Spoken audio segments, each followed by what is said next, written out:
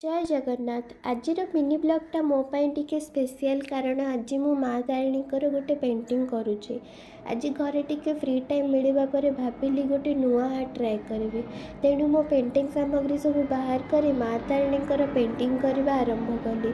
प्रथमे मु धीरे धीरे क्ले रे आउटलाइन कली जेमिति ड्रॉइंगटा ठीक भाव में आसब। आउटलाइन कंप्लीट होगा पर आरंभ है मोर फेवरेट पार्ट कलरिंग। प्रतिटी कलर देवा समय मत लगुला पेंटिंगटा धीरे धीरे जीवंत होउची। माँ को मुहर डिटेल्स और एक्सप्रेशन ठीक भाव में आने मु बहुत केयरफुली काम कली। केतेबेले छोट छोट मिस्टेक होउथिला किंतु सेगुड़िक ठीक करी पुणी पेंटिंग रे लगी पड़िली।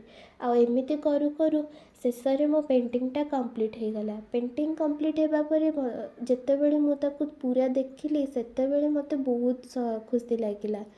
ताहले आजिर मिनी ब्लॉग एतिकी। मो पेंटिंगटा जदि आपण मानकु भल लगी थाए ताहले निश्चय मते सपोर्ट करिवे।